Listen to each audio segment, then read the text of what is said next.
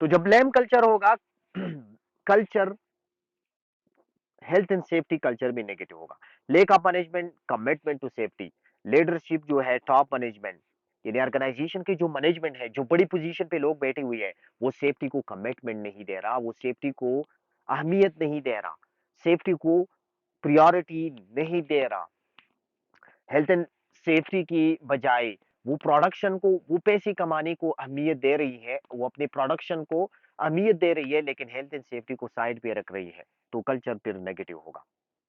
Organisational changes, आपके organisation में changes आते हैं, health and safety management system और स्ट्रक्चर ऑर्गेनाइजेशन में चेंजेस आते हैं, टॉप मैनेजमेंट या जो मिडिल मैनेजमेंट है या टॉप मैनेजमेंट है, उसमें चेंजेस आते हैं, उसमें ऑर्गेनाइजेशनल स्ट्रक्चर चेंज होते हैं, तो इससे डिस्टरबेंस क्रिएट होंगे। जो रिस्पॉन्सिबिलिटीज हम एलोकेट करते हैं दूसरे सेक्शन में, हेल्थ एंड सेफ्टी का जो दूसरा सेक्शन हमने पढ़ा था, रिस्पॉन्सिबिलिटी सेक्शन, यानी उस सेक्शन में हम मुख्तलिफ लोगों को रिस्पॉन्सिबिलिटीज देते हैं। जब वो रिस्पॉन्सिबिलिटीज वाली चेंज होती है, मैनेजमेंट स्ट्रक्चर में चेंज आती है, तो इससे कल्चर नेगेटिव होगा। हाई स्टाफ टर्नओवर रेट, आपकी ऑर्गेनाइजेशन के अंदर टर्नओवर रेट ज्यादा है। कल हमने डिस्कस किया था टर्नओवर रेट क्या है, कि एक खास मुद्दत के अंदर कितने लोग आपकी साइट से जा रही है, जॉब छोड़ के चली जाती है, that is called turnover rate. तो आपकी वर्कर अगर ज्यादा जा रही है साइट से, ज्यादा लोग जो है किसी खास मुद्दत की, माहाना या सालाना, ज्यादा लोग आपकी साइट छोड़कर चले जाते हैं, तो इसका मतलब है कि आपका टर्नओवर रेट ज्यादा है। तो टर्नओवर रेट अगर ज्यादा है तो इसका होगा कल्चर नेगेटिव होगा। वो नेगेटिव कल्चर इसलिए प्रमोट करते हैं क्योंकि अगर आपकी साइड से वर्कर जल्दी जल्दी या ज्यादा वर्कर आपकी साइट छोड़कर चले जाएंगे, तो इसका नुकसान क्या होगा, इससे नेगेटिव कल्चर क्यों प्रोमोट होता है। इसीलिए नेगेटिव कल्चर इससे प्रोमोट होता है कि जो आपकी एक्सपीरियंस वर्कर है वो आपसे चली जाती है। अब जो नई वर्कर आप लाते हैं उनको आप ट्रेनिंग देते हैं, उसको एक्सपीरियंस बनाते हैं, उसको कॉम्पिटेंट बनाते हैं। जब वो एक्सपीरियंस गेन करती है, ट्रेनिंग्स आप उनको देते हैं, उस पे आप कोशिशें करते हैं, फिर एक खास मुद्दत के अंदर वो भी चले जाते हैं, फिर नए लोग आते हैं, आप उस पे मेहनत स्टार्ट करते हैं, फिर वो भी चली जाती है। तो इस तरह एक ज्यादा देर तक कोई एक्सपीरियंस वर्कर आपके ऑर्गेनाइजेशन के अंदर नहीं रहता, नए वर्कर आते हैं फिर चले जाते हैं, तो इसी वजह से कल्चर पॉजिटिव नहीं रहता, कल्चर नेगेटिव होता है। Lack of resources, too few workers, low investment, resources नहीं है ऑर्गेनाइजेशन के पास, रिसोर्सेज नहीं है, तो इससे नेगेटिव कल्चर प्रोमोट होगा, इससे नेगेटिव कल्चर जो है वो डेवलप होगा। अच्छा जी, याद रखिए रिसोर्सेज में हमारे पास तीन चीजें आते हैं, तीन चीजें हम रिसोर्सेज में काउंट करते हैं। पहला चीज टाइम, दूसरा चीज बजट, तीसरा चीज man power. Time, budget, man power, ये तीन चीजें रिसोर्सेज में, जिसको हम जराए कहते हैं रिसोर्सेज, ये तीन चीजें आती है, टाइम, बजट और मैन पावर, या जो प्रोफेशनल्स है, वर्कर्स हैं, ये रिसोर्सेज में आते हैं। अब ऑर्गेनाइजेशन के अंदर रिसोर्सेज की कमी है, इन तीन चीजों में किसी एक की कमी है, तो फिर भी कल्चर नेगेटिव होगा। लेट्स सपोज आपके ऑर्गेनाइजेशन के अंदर 100 लेबर, 100 वर्कर का काम है, आप 100 बंदों का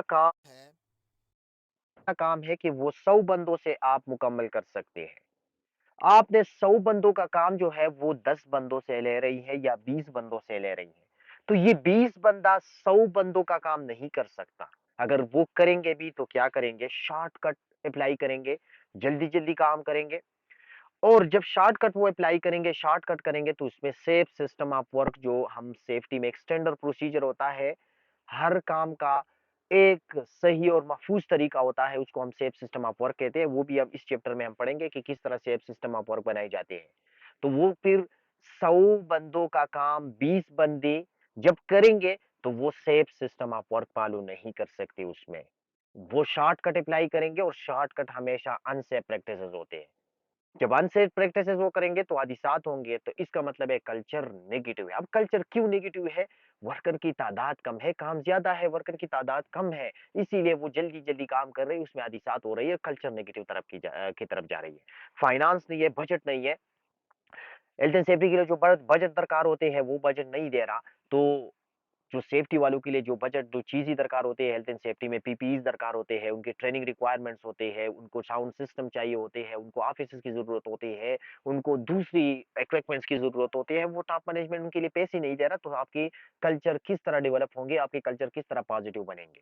तो ये चीज़ है, इन्वेस्टमेंट टाइम अगर रिसोर्सेज में अगर हम टाइम काउंट करें, तो टॉप मैनेजमेंट टाइम नहीं दे रहा, हेल्थ एंड सेफ्टी मीटिंग के लिए वो टाइम नहीं दे रहा, हेल्थ एंड सेफ्टी पॉलिसी बनाने के लिए वो टाइम नहीं दे रहा, हेल्थ एंड सेफ्टी की इश्यूज रिजॉल्व करने के लिए, इश्यूज को खत्म करने के लिए वो टाइम नहीं दे रहा, वर्कर के लिए टाइम नहीं दे रहा, तो क्या होगा, कल्चर आपका नेगेटिव होगा। तो रिसोर्सेज कमी की वजह से कल्चर नेगेटिव होते हैं। Lake of worker consultation, worker के साथ कंसल्टेशन नहीं है। कंसल्टेशन के बारे में हमने पढ़ा था कि ये लीगल हक है उनका, और हर काम में हर चीज हर इशू के हवाले से हम उनसे कंसल्ट करेंगे, हम उनसे राय लेंगे, उनके राय का एहतराम करेंगे, और जो भी डिसीजन हम लेंगे उनसे कंसल्ट करेंगे। तो ये कंसल्टेशन अगर आपकी साइड के अंदर नहीं है, तो इससे नेगेटिव कल्चर डेवलप होगा। क्यों? अगर आप वर्कर की राय का एहतराम नहीं करते, तो वो आपकी बात भी नहीं मानेंगे, जब नहीं मानेंगे तो उनका बिहेवियर नेगेटिव होगा, जब नेगेटिव होगा तो कल्चर नेगेटिव होंगे। इंटरपर्सनल इशू, पीर ग्रुप प्रेशर, बोलिंग, पीर ग्रुप प्रेशर नेगेटिव है। किसी ऑर्गेनाइजेशन के अंदर पीर प्रेशर या पीर इन्फ्लुएंस, हमने कल पढ़ा था, अगर किसी ऑर्गेनाइजेशन के अंदर पीर प्रेशर या पीर इन्फ्लुएंस नेगेटिव है, तो वो क्या करती है, नेगेटिव पीर प्रेशर, वो सही बंदों को गलत काम पे लगाते हैं, तो फिर क्या होगा, कल्चर नेगेटिव होगा। Poor management system and procedures, management system नहीं है आपके ऑर्गेनाइजेशन के अंदर, मैनेजमेंट सिस्टम नहीं है। सेफ्टी के लिए सबसे जरूरी बात ये है, सबसे पहली बात वो ये है कि आपका हेल्थ एंड सेफ्टी पॉलिसी होना चाहिए, और उसके बाद आप strong health and safety management system बनाएंगे, और उसमें लोग होंगे, और वो ऑर्गेनाइजेशन आप बनाएंगे, और वो प्लानिंग और प्रोसीजर्स बनाएंगे। तो आपके ऑर्गेनाइजेशन के अंदर मैनेजमेंट सिस्टम नहीं है, जब मैनेजमेंट सिस्टम नहीं है, लोग नहीं है सेफ्टी की, तो प्रोसीजर कौन बनाएगा, प्लानिंग कौन करेगा। जब प्लानिंग और प्रोसीजर बनाने वाले का बनाने के लिए कोई बंदा नहीं होगा, तो आपका कल्चर कहां से पॉजिटिव होगा, आपका कल्चर भी नेगेटिव होगा। External influences, economic climates, economic climate external influences का मतलब यह है कि बाज़ औक़ात कंपनीज की मजबूरी होती है, वो प्रोजेक्ट, अच्छा जी, एक्सटर्नल क्लाइमेट्स का मतलब एक्सटर्नल इन्फ्लुएंस, बाज़ औक़ात कंपनीज की मजबूरी होते हैं, उनको डेडलाइंस दी जाती है गवर्नमेंट की तरफ से, कंट्रैक्टर जो कंट्रैक्ट उनको दी जाती है क्लाइंट की तरफ से, उनको एक डेडलाइन दिया जाता है कि ये काम आपने इस टाइम के अंदर अंदर कंप्लीट करना है। अगर वो टाइम, अगर वो सेफ्टी फॉलो कर रही है, अगर सेफ सिस्टम ऑफ वर्क या सही तरीके से वो काम करेंगे, तो वो बाज औकात बास सिचुएशन में जब वो सेफ सिस्टम आप वर्क फॉलो करते हैं, तो वो काम पूरा नहीं कर सकता, प्रोजेक्ट कंप्लीट नहीं कर सकता, वो टेका कंप्लीट नहीं कर सकता उस टाइम में। तो मजबूरन वो क्या करते हैं, जल्दी जल्दी अपने वर्कर से काम लेते हैं, प्रोडक्शन निकालते हैं, ताकि जल्दी जल्दी हमारा काम खत्म हो। तो फिर इसमें क्या होता है, शॉर्टकट, वो फिर शॉर्टकट पे आते हैं। जब शॉर्टकट अप्लाई करते हैं, तो शॉर्टकट वो सेफ सिस्टम आप और काम करने का जो महफूज तरीका होता है, वो वायलेट करते हैं, वो साइड पे रखते हैं, और जल्दी जल्दी काम खत्म करने की कोशिश करते हैं, तो इसमें हादिसात होते हैं, और जब हादिसात होते हैं तो कल्चर नेगेटिव प्रमोट होता है। तो ये कुछ चीजें हैं जो नेगेटिव कल्चर बनाते हैं, ऑर्गेनाइजेशन की कल्चर नेगेटिव करते हैं, ये वो चीजें हैं। Element 3.2, improving health and safety culture. अब सबसे पहले हमने कल्चर जानना था कि कल्चर क्या है, तो ये डिटेल में कल मैंने डिस्कस किया था आपके साथ, यूट्यूब पे मैंने वीडियो भी शेयर की कल वाले लेक्चर का। तो अब इसके बाद हमने पढ़ा कि कल्चर नेगेटिव किस तरह प्रमोट होते हैं। अब सबसे पहले काम मैंने आपको बताया कि अगर हमने हेल्थ एंड सेफ्टी को बढ़ाना है, हेल्थ एंड सेफ्टी को प्रमोट करना है अपनी कंपनी के अंदर, तो आपने अपनी कल्चर पे काम करना है।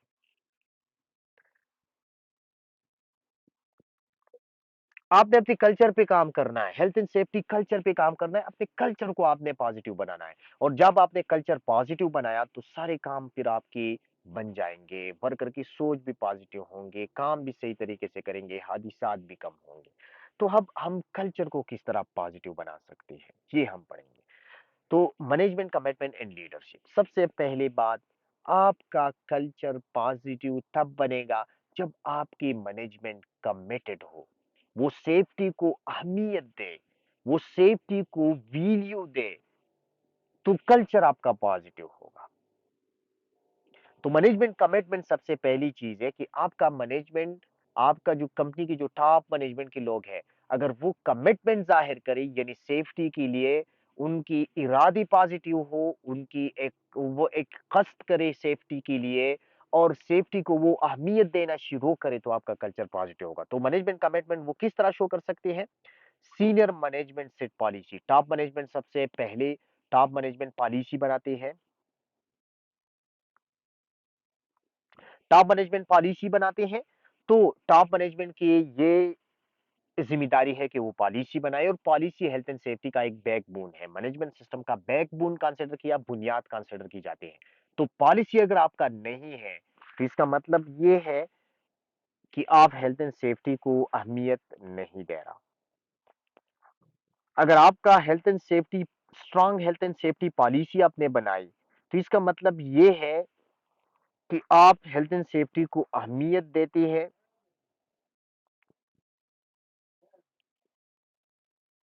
अच्छा, अगर आपने हेल्थ एंड सेफ्टी पॉलिसी बनाई, strong health and safety policy बनाई, उसमें ऑब्जेक्टिव बनाई, तो इसका मतलब ये आप कमिटमेंट है, आप कमिटमेंट जाहिर कर रही है, आप सेफ्टी को अहमियत दे रही है, आप सेफ्टी अपनी साइट के अंदर इंप्लीमेंट करना चाहती है, इसीलिए आपने पॉलिसी बनाई। तो पॉलिसी बनाना चाहिए। तो पॉलिसी जब वो बनाएंगे, तो उससे वर्कर ये तासुर लेंगे कि हमारी जो टॉप मैनेजमेंट है उसने पॉलिसी बनाई, इसीलिए वो हमारी हेल्थ एंड सेफ्टी का ख्याल रख रही है। दूसरी चीज, also set priorities and targets. Top management priorities set कर, हेल्थ एंड सेफ्टी को अहमियत दे, वो प्रायोरिटीज सेट करे, टारगेट सेट करे उसमें। और फिर जब वो अहमियत देंगे सेफ्टी को, तो बाकी लोग भी सेफ्टी को अहमियत देंगे, क्योंकि कल्चर में हमने पढ़ा था कि टॉप मैनेजमेंट की जो सोच होते हैं, यही सोच मुंतकिल होते हैं वर्कर में। तीसरी चीज, must inspire and motivate. Top management की जिम्मेदारी है कि वर्कर मोटिवेट करे, यानी वर्कर को इंस्पायर करे, वर्कर को मोटिवेट करे, वर्कर को मुतासिर करे, अपनी बिहेवियर से वर्कर को मुतासिर करे। यानी किस तरह अपनी बिहेवियर से वर्कर को मुतासिर करे? खुद जब साइट पे जा रही है, सेफ्टी फॉलो करे। खुद टॉप मैनेजमेंट के लोग ट्रेनिंग में खड़ा है कि सेफ्टी वाली क्या कह रही है, वो सुन रही है।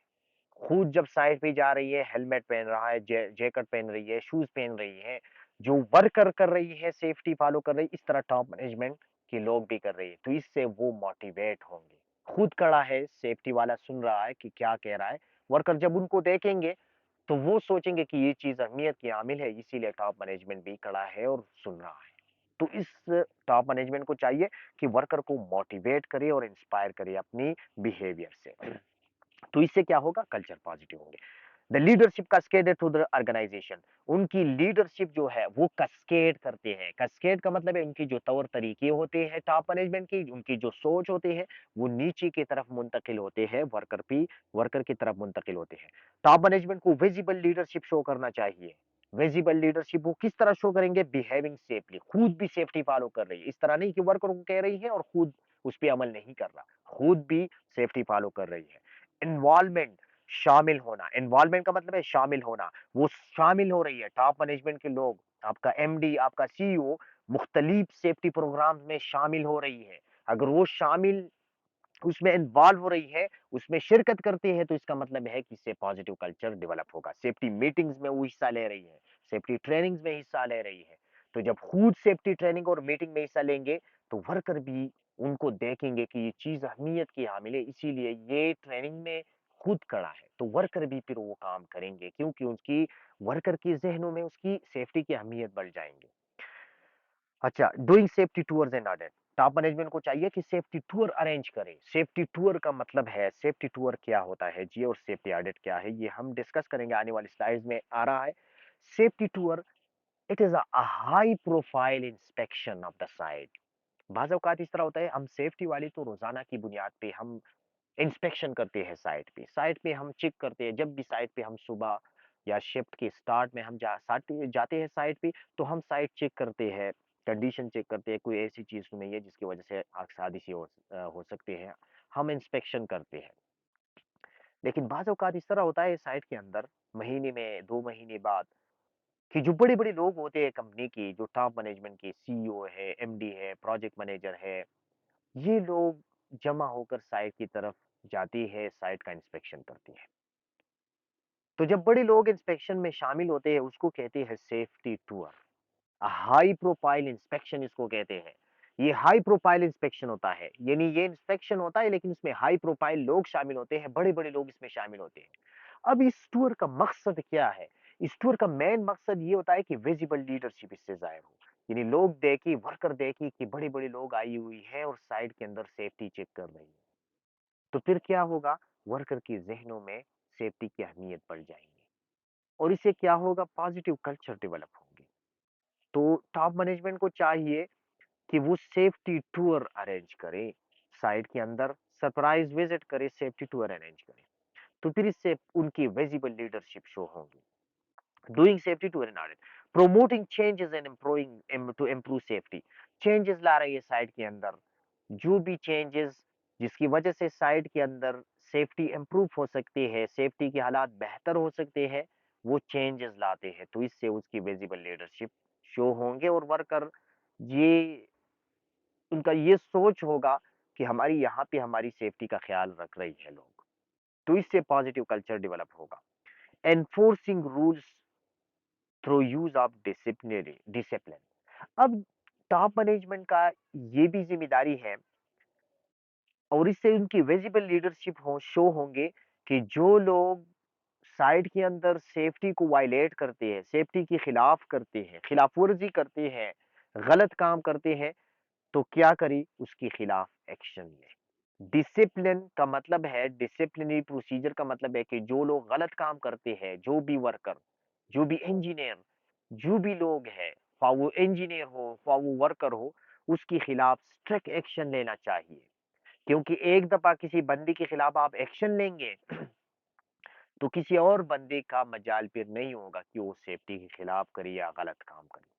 तो डिसिप्लिनरी प्रोसीजर यानी सजा का निजाम, ये भी टॉप मैनेजमेंट से इम्प्लीमेंट हो सकती है, क्योंकि एक सेफ्टी वालों के पास ये इख्तियारात नहीं होता कि वो अपनी तरफ से कोई बंदा साइड के अंदर जब वो सेफ्टी फॉलो नहीं कर रहा तो अपनी बिहाफ पे वो साइड से निकाले या उसको टर्मिनेट करे या उसको जॉब नौकरी से निकाले। सेफ्टी वालों के पास ये इख्तियारात नहीं होता। सेफ्टी वालों के पास ये इख्तियारात तब होते हैं जब उनको खुलकर टॉप मैनेजमेंट के पीछे होते हैं, उनके बैक पे होते हैं और उनको ये इख्तियार दिया जाता है कि जो भी लोग सेफ्टी फॉलो नहीं कर रहा उनको निकाले साइड से, आपको इजाजत है और हम आपके साथ हैं। अगर ये चीज हो तो फिर उस कंपनी के अंदर कोई भी बंदा, कोई भी वर्कर सेफ्टी के खिलाफ काम नहीं कर सकता, स्टैंडर्ड के खिलाफ वो काम नहीं कर सकता। तो फिर इससे क्या होंगे? हर बंदा सेफ्टी फॉलो करेगा और सेफ्टी कल्चर आपका पॉजिटिव होगा। तो ये मैनेजमेंट की कुछ जिम्मेदारियां हैं। मैनेजमेंट ने ये काम करना है, तो इन कामों से उनकी विजिबल लीडरशिप शो होंगे और आपका कल्चर जो है वो पॉजिटिव की तरफ जाएंगे।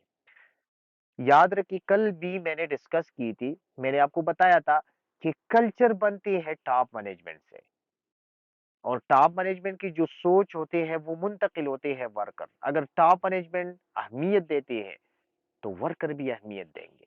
अगर टॉप मैनेजमेंट सेफ्टी को अहमियत नहीं दे रहा तो वर्कर कभी भी सेफ्टी को अहमियत नहीं देंगे। अगर टॉप मैनेजमेंट खुद सेफ्टी फॉलो नहीं कर रहा तो वो दूसरे अपने वर्कर को किस तरह बताएंगे कि आप खुद सेफ्टी फॉलो करें। खुद हेलमेट नहीं पहन रहा तो वो वर्कर को किस तरह बताएंगे कि आप हेलमेट पहने। तो इसलिए जरूरी है कि वो बिहेविंग सेफली का मतलब है कि वो खुद भी सेफ्टी फॉलो करे। तो फिर इससे लोग क्या होंगे? इंस्पायर होंगे, मुतासिर होंगे और मोटिवेट होंगे कि यार ये चीज जो है अहमियत की हामिल है। तो कमिटमेंट इस तरह शो होगा जब मैनेजमेंट कमिटेड हो, यानी वो पॉजिटिव और अच्छी सोच रखते हैं और अच्छी काम करते हैं हेल्थ एंड सेफ्टी के हवाले से, तो आपके ऑर्गेनाइजेशन की जो कल्चर है, जो सकाफत है, वो पॉजिटिव होगा। दूसरी चीज, कॉम्पिटेंट वर्कर। आपका कल्चर तब पॉजिटिव होगा। अब यहाँ पे आप याद रखिए कि यहाँ पे हम बात कर रही है कि किन चीजों की वजह से हम हेल्थ एंड सेफ्टी को पॉजिटिव बना सकते हैं। तो सबसे पहली चीज कि हमारी मैनेजमेंट, हमारी कंपनी की मैनेजमेंट कमिटेड हो, तो पॉजिटिव कल्चर फिर हम बना सकते हैं। दूसरी बात, कॉम्पिटेंट वर्कर। हमारी साइड के अंदर अगर वर्कर कॉम्पिटेंट हो तो हमारा कल्चर पॉजिटिव हो सकता है। अब कॉम्पिटेंट किसे कहते हैं? कॉम्पिटेंट अगर आप डिक्शनरी के अंदर देखें तो आपको इसका, अब की इसकी जो मानी है वो आपको नजर आएंगे, आपकी काबिल आपको नजर आएंगे उर्दू में, या एबल आपको नजर आएंगे। लेकिन सेफ्टी में हम कॉम्पिटेंट का बंदा किन लोगों को कहते हैं? जिनमें चार चीजें हो। A competent person is someone who has sufficient, उनके पास ट्रेनिंग हो। क्या ट्रेनिंग? जो काम वो हमारे लिए कर रही है साइट के अंदर, कंपनी के अंदर, उस काम के हवाले से उनको ट्रेनिंग दी गई हो तो वो कॉम्पिटेंट कहलाता है। दूसरी, स्किल्स उनके पास हो। स्किल्स, स्किल्स का मतलब है, और स्किल आती है एक्सपीरियंस से। तो स्किल अगर फिजिकल स्किल, साइकोलॉजिकल स्किल्स, यानी काम करने का तरीका वो जानते हो और अच्छी तरीके से वो कर सकते हैं, तो वो बंदा कॉम्पिटेंट होगा। तीसरी चीज, एक्सपीरियंस, जो काम वो हमारे लिए कर रही है उस काम में उसका तजुर्बा है, तो वो कॉम्पिटेंट कहलाते हैं। चार, चौथी चीज, नॉलेज, उसके हवाले से नॉलेज वो रखते हैं। यहाँ पे रिमेंबर में एक लफ्ज यूज हुआ है, के का मतलब है नॉलेज, ए का मतलब है एबिलिटी, टी का मतलब है ट्रेनिंग, ई का मतलब है एक्सपीरियंस। तो के नॉलेज, एबिलिटी या स्किल्स, ट्रेनिंग और एक्सपीरियंस। अब अगर आपकी कंपनी के अंदर जितनी भी वर्कर है, अगर उनमें ये चार चीजें, ये चार खसूसियात मौजूद है, तो वो कॉम्पिटेंट कहलाएंगे, और जब वो काम करेंगे तो वो कभी भी गलत तरीके से काम नहीं करेंगे। जब गलत तरीके से काम नहीं करेंगे तो आपका कल्चर पॉजिटिव होगा। तो दूसरी चीज हमने ये पढ़ी कि हम पॉजिटिव कल्चर कंपिटेंट वर्कर के जरिए बना सकते हैं। यानी जो भी वर्कर हमारी साइट के अंदर है, सबसे पहले तो हम ये कोशिश करेंगे कि हम जो भी नई वर्कर ले रही है वो कंपिटेंट हो। अगर कॉम्पिटेंट नहीं है तो हम उसकी कॉम्पिटेंसी कहाँ पे कमी है, ट्रेनिंग में कमी है, नॉलेज में कमी है, एक्सपीरियंस में कमी है, स्किल्स में कमी है, वो हमें उसकी जो कमी है वो हम निकाल सके। तो जो भी आप कॉम्पिटेंट बंदा जब आप लेंगे तो वो कभी भी गलत काम नहीं करेगा। जब गलत काम नहीं करेगा तो आपका साइट सेफ होगा। अब लेट्स सपोज, मैं इस हवाले से मैं आपको एग्जांपल दे रहा हूँ।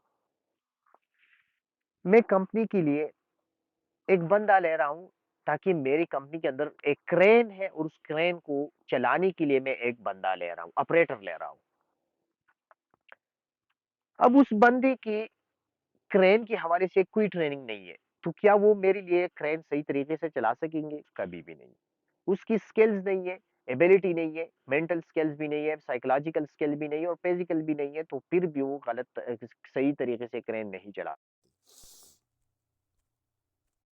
अच्छा जी, तो हम बता रहे थे क्रेन ऑपरेटर के हवाले से कि मैं अपनी कंपनी के लिए एक क्रेन का ऑपरेटर ले रहा हूं, जो मेरी कंपनी के अंदर क्रेन चला सके। अब जो बंदा मैं ले रहा हूं, उसका ट्रेनिंग क्रेन चलाने में, उसको कोई ट्रेनिंग उसको नहीं दी गई। क्या ये बंदा क्रेन मेरे लिए सही तरीके से चला सकेगा? कभी भी नहीं। दूसरी बात, स्किल्स उसमें नहीं है, फिजिकल भी नहीं है और मेंटल स्किल्स भी नहीं है उसकी। तो फिर भी, यानी फिजिकल स्किल्स का मतलब ये है कि जब वो लोड उठा रही है और उस दौरान वो किस तरह लोड को कंट्रोल कर रही है, किस तरह टेक्निक्स यूज कर रही है, किस तरह अपने जहनी जो सलाई है उसको इस्तेमाल करती हुई सेफ तरीके से लिफ्टिंग कर रही है। अगर ये चीज उसमें नहीं है तो फिर भी वो सही तरीके से क्रेन नहीं चला सकती। तीसरी बात, क्रेन के हवाले से उसका एक्सपीरियंस बिल्कुल भी नहीं है, तो ये बंदा मेरे लिए सही तौर पर क्रेन चला सकेगा? कभी भी नहीं। चौथी चीज, नॉलेज नहीं है, क्रेन के हवाले से नॉलेज नहीं है। क्रेन में जितनी नॉलेज दरकार होती है क्रेन चलाने के लिए, कि ये क्रेन, इससे मैं कितना वजन उठा सकता हूँ, कौन सी रस्सी में इस्तेमाल करूंगा, इसकी जो एलएमआई है, लोड मोमेंट इंडिकेटर है, कितनी हवा की स्पीड होनी चाहिए और उस हवा की स्पीड के अंदर मैं क्रेन चला सकता हूँ, ये क्रेन जो है इसकी लिमिटेशंस क्या है, आया मैं ये क्रेन हाँ ज्यादा तूफान में चला सकता हूँ, कितनी हवा का स्पीड कितना होना चाहिए जिसमें ये क्रेन मैं चला सकता हूँ, इस क्रेन के लिए स्टार्ट करने के लिए ऑपरेट करने के लिए क्या क्या जरूरियात है, इस क्रेन की मुख्तलिफ पार्ट्स क्या है और उसमें कौन कौन सी खराबी आ सकते हैं, ये नॉलेज अगर उसके पास नहीं है तो वो कभी भी आपका क्रेन ठीक तरीके से नहीं चला सकता। तो फिर क्या होगा, हादिसात होंगे। जब हादिसात होंगे तो आपका कल्चर, हमने पढ़ा था कि हादिसात ज्यादा कल्चर नेगेटिव, तो आपका कल्चर खराब होगा, नेगेटिव होगा। तो अगर हमारी कोशिश करेंगे कि जितनी वर्कर हम ले रही है वो कॉम्पिटेंट हो, तो वो सही काम करेगा आपके लिए और आपका कल्चर पॉजिटिव होगा। तो हम पढ़ रही है कि दूसरी चीज हमने पढ़ी कि अगर हमने कॉम्पिटेंट वर्कर ली तो हमारा कल्चर पॉजिटिव हो सकता है। तो सबसे पहली बात health and safety management system में, सबसे पहली बात, सबसे पहले काम हमने ये करना है कि हमने अपने कल्चर को पॉजिटिव करना है। पॉजिटिव करने के लिए पहले हमने पढ़ा कि कंपिटेंट वर्कर लेंगे, दूसरी सॉरी पहली चीज मैनेजमेंट की कमिटमेंट होनी चाहिए, दूसरी चीज कि आपकी वर्कर कंपिटेंट होनी चाहिए। अच्छा, यहाँ पे स्किल एक टर्म यूज हो रहा है और एबिलिटी हो रही है। स्किल्स और एबिलिटी में क्या फर्क है? स्किल जो है ये एक्सपीरियंस से आते हैं। एबिलिटी जो है, एबिलिटी ये गॉड गिफ्टेड क्वालिटी है। Physical ability, psychological ability. तो स्किल जो है वो टाइम के साथ डेवलप होते हैं। लेट्स सपोज हम में से ज्यादातर लोग ऐसे होंगे जो सीमेंट की बोरी नहीं उठा सकेंगे। ये क्यों? ये इसलिए कि हम में गॉड गिफ्टेड जो क्वालिटी है, एबिलिटी है, वो नहीं है। तो हम ये काम नहीं कर सकती, हम में एबिलिटी उसकी नहीं है। स्किल्स जो है वो टाइम के साथ आते हैं, बंदे में डेवलप होते हैं, एक्सपीरियंस के साथ बंदे में डेवलप होते हैं।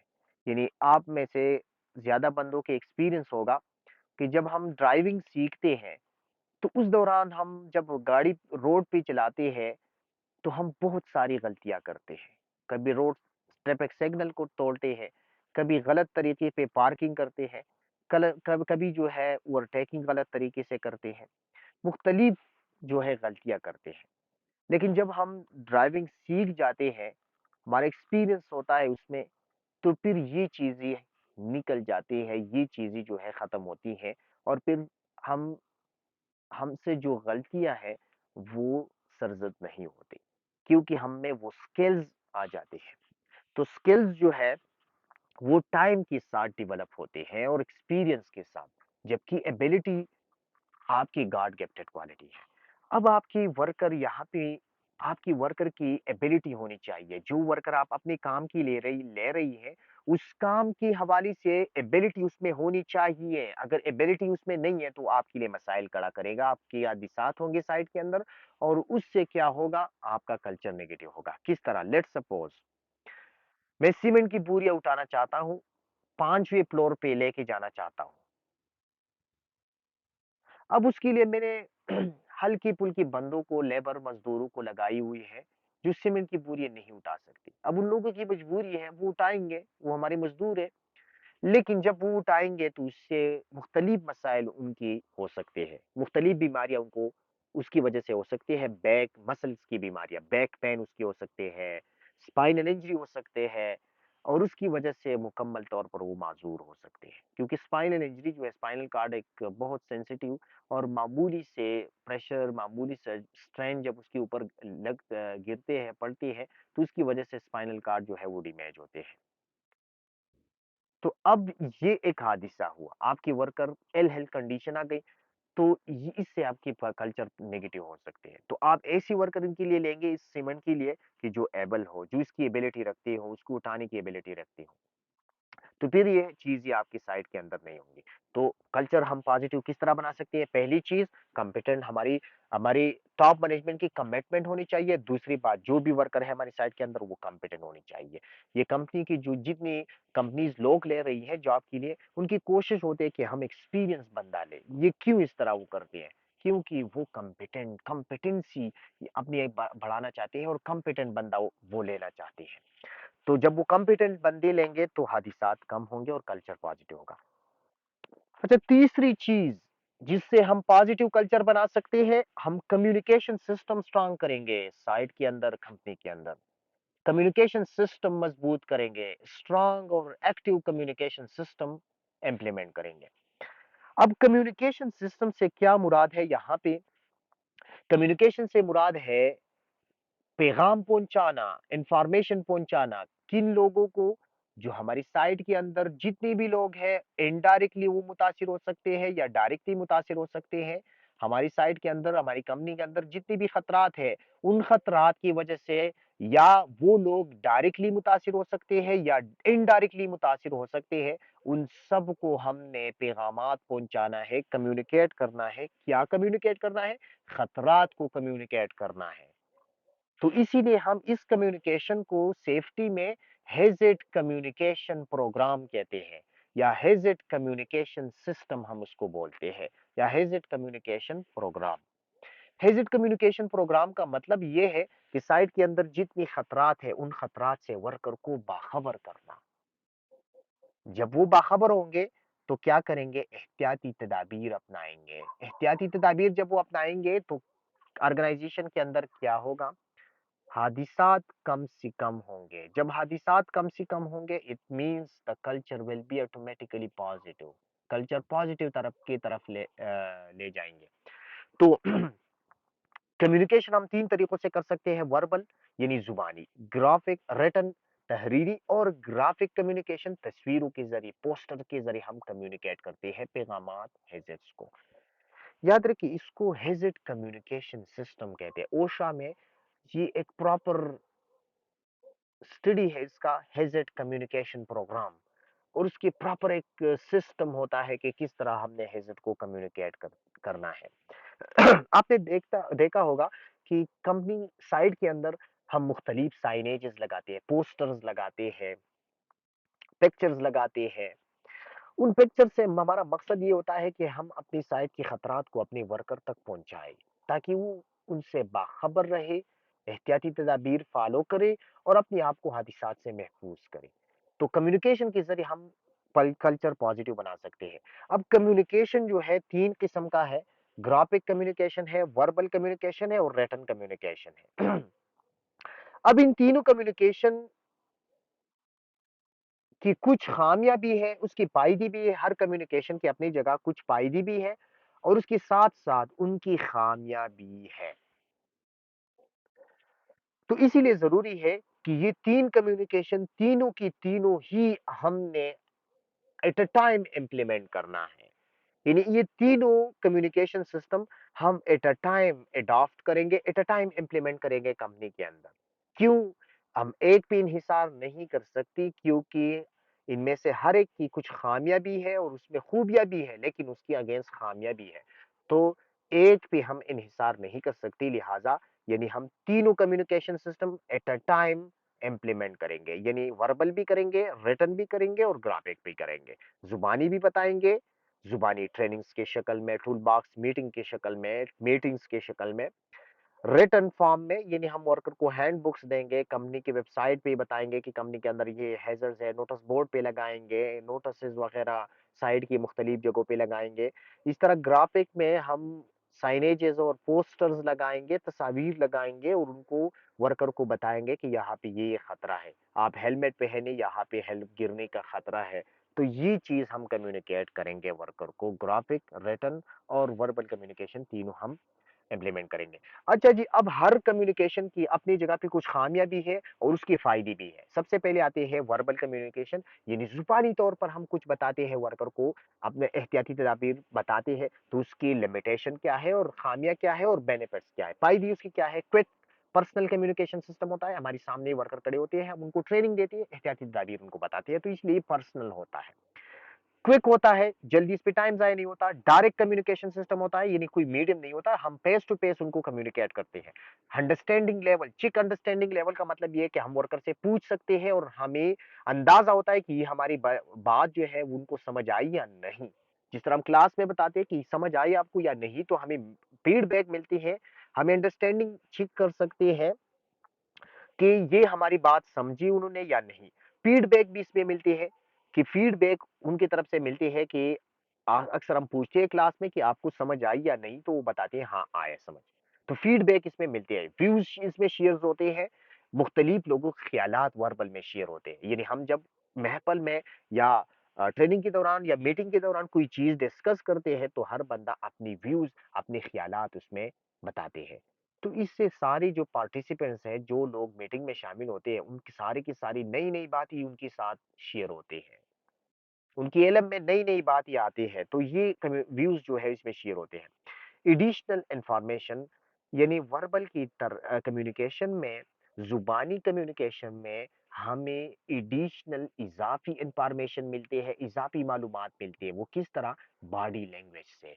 बॉडी लैंग्वेज से क्या मुराद है? जब हम किसी से बात करते हैं, तो हम हमारी जिस्म का एक ख़ास अंदाज़ होता है, हमारे हाथों का एक ख़ास अंदाज़ होता है, आँख का, पेश का, चेहरे का एक ख़ास अंदाज़ होता है, और उस अंदाज़ से भी हमें कुछ न कुछ मालूमात हासिल होते हैं कि ये बात कितनी अहमियत का हामिल है, और इसके जो अंदाज़ है बात करने का, या उसके जो अंदाज़ है हाथ हिलाने का, तो इससे हमें मालूम होता है, एडिशनल इन्फॉर्मेशन हमें मिलती है, इज़ाफ़ी इन्फॉर्मेशन।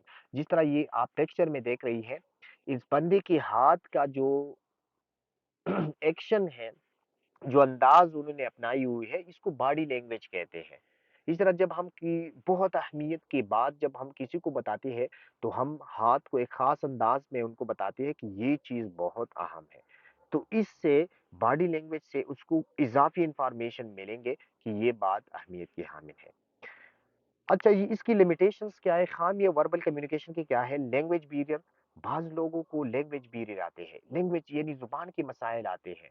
अगर हम सऊदी अरब के अंदर हैं और सऊदी अरब के अंदर लेट्स सपोज़ सेफ्टी ऑफ़िसर वो ब्रिटिश है, अमेरिकन है, या इंग्लैंड वाली, यूके वाली है, तो वो जब हम हमें ट्रेनिंग्स देंगे, तो उसकी इंग्लिश बहुत ज़्यादा लोगों को, वर्कर्स को समझ नहीं आएँगे। या अगर हम वहाँ पे Pakistani as a safety officer काम कर रहे हैं, वहाँ पे अरबियन लोग भी हैं, वहाँ पे बंगाली भी है, श्रीलंकन के लोग भी है, फिलिपाइन भी है, तो हम अगर उर्दू में उनको बताएँगे तो उनको समझ नहीं आएँगे। तो लैंग्वेज बैरियर इसमें आ सकते हैं। जार्गन्स का मसला आ सकता है वर्बल कम्युनिकेशन में। जार्गन्स हर ज़ुबान का, हर फ़ील्ड का कुछ ख़ास टर्मिनोलॉजीज़ होते हैं। मेडिकल की, डॉक्टरों की अगर टर्मिनोलॉजीज को आप देखें, तो डॉक्टर जो टर्मिनोलॉजीज, जो टर्म्स यूज करते हैं, जो अल्फाज यूज करते हैं, उन अल्फाज की समझ दूसरी बंदों को नहीं होता। इस तरह हम इंजीनियरिंग में कुछ अल्फाज इस तरह इस्तेमाल करते हैं जो आम बंदे की समझ से बाहर होते हैं। Same is the case with safety, health and safety में भी हम कुछ ऐसे अल्फाज इस्तेमाल करते हैं जिनको दूसरी फील्ड के लोग उनको समझ नहीं सकते कि इस लफ्ज का मतलब क्या है। तो अगर ट्रेनिंग में अगर हमने कुछ ऐसे अल्फाज इस्तेमाल की, तो वो वर्कर को समझ नहीं आएंगे। जब नहीं आएंगे, इसका मतलब है कि आपका जो कम्युनिकेशन है वो नाकाम हुआ, सही तौर पर नहीं हुआ, इससे आपका जो मकासद है वो पूरा नहीं हुआ। ऐसे अल्फाज को जारगन्स बोलते हैं। जिस तरह मैंने आपको बताया कि हेजिड कम्युनिकेशन सिस्टम को हम हेज़र कम्युनिकेशन प्रोग्राम भी बोलते हैं इसको, और शॉर्टकट हम सेफ्टी में इसको कहते हैं हिस्कॉम सिस्टम, HAZCOM, हिस्कॉम सिस्टम। अब आपको मैंने हिस्कॉम बता दिया। अब ये हिस्कॉम सिस्टम आप किसी और बंदे को बताएंगे, उसने PhD भी की हो किसी दूसरी फील्ड में, उसको ये बात समझ नहीं आएगी कि हिस्कॉम का क्या मतलब है। तो इसको कहते हैं जार्गन। तो वर्बल में अगर हमने जारगन्स इस्तेमाल की, तो वो वर्कर को समझ नहीं आएंगे और आपका कम्युनिकेशन सिस्टम कामयाब नहीं होगा।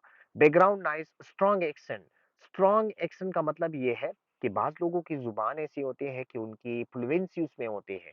यानी जब अंग्रेज से हम इंग्लिश बोलते हैं, उससे इंग्लिश में गुफ्तगू करते हैं हम, तो उसकी इंग्लिश हमें समझ नहीं आती। उसकी इंग्लिश समझने में हमें मुश्किलात होते हैं। वो क्यों? उनकी फ्लुएंसी इतनी स्ट्रांग होती है, एक्सेंट उनकी इतनी स्ट्रांग होती है कि हम उसकी बात समझ नहीं सकते। बैकग्राउंड नॉइस वर्बल कम्युनिकेशन में एक ये ख़ामी है कि साइड के अंदर शोर होता है और हमें सही तौर पर उसकी बात समझ नहीं आएँगे, हम सुन नहीं सकते। एम्बिग्विटी इसमें हो सकते हैं शक-व-शुबात। एम्बिग्विटी का मतलब ये है कि एक बात से आप दूसरी मतलब निकालें। वर्कर जो सेफ्टी ऑफिसर जो कम्युनिकेट कर रही है उसका मतलब एक हो और वर्कर उससे कोई दूसरा मतलब है, तो इसको एम्बिग्विटी कहते हैं। मिसिंग इन्फॉर्मेशन, वर्बल में जब हम वर्कर को बताएंगे तो बाज इन्फॉर्मेशन उससे मिस हो सकती है, या हम वर्बल इनको बताएंगे तो बाज इन्फॉर्मेशन हम उनको बताएंगे लेकिन बाज ऐसी अहम इन्फॉर्मेशन मालूमात हम हमसे स्किप हो सकते हैं, हम भूल सकते हैं और हम वर्कर को नहीं बताएंगे, हम भूल सकते हैं। तो ये इसका जो है लिमिटेशन है। फॉरगेटिंग, बाज इन्फॉर्मेशन जो है वो फॉरगेट भी हो सकते हैं। नो रिकॉर्ड, वर्बल का कोई रिकॉर्ड नहीं होता, रिटन फॉर्म में आपका कोई रिकॉर्ड नहीं होता।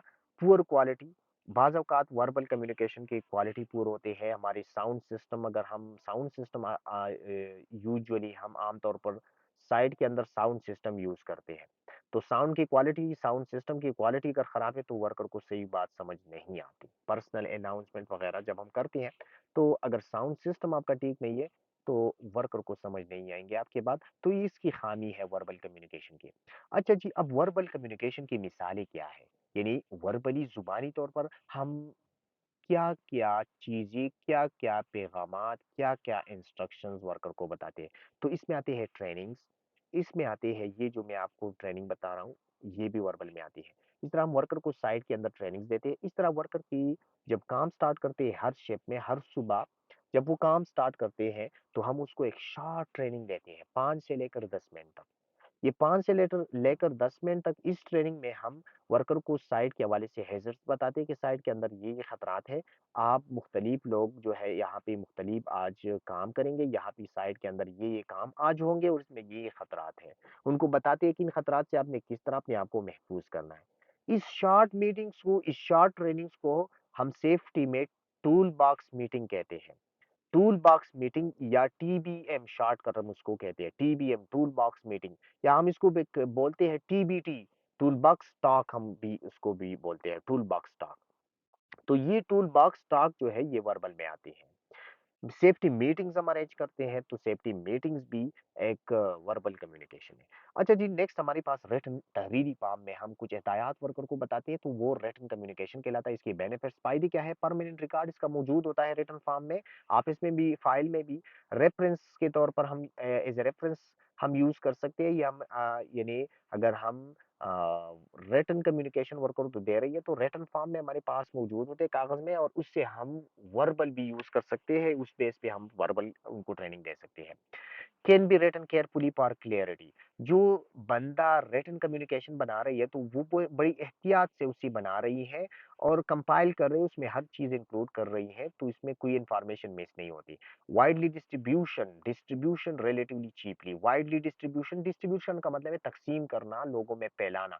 तो ये हम बहुत कम वक्त में ज्यादा से ज्यादा वर्कर में इसको तकसीम कर सकते हैं। एक पंपलेट आपने शाया किया, एक बुकलेट, एक जो है आपने एक नोटिस शाया किया और सारी वर्कर में उसको तकसीम किया, तो ये बहुत कम अरसे में आप तकसीम कर सकते हैं, पहुंचा सकते हैं। या एक नोटिस हमने बनाया और उसको नोटिस बोर्ड पे बनाया, मुख्तलिफ जगहों पे साइट के अंदर मुख्तलिफ नोटिस बोर्ड पे हमने इसको लगाया, तो सारे वर्कर उसको देखेंगे और उसके जो है पैगामात उनको पहुंचेंगे, इंस्ट्रक्शंस उनको मिलेंगे।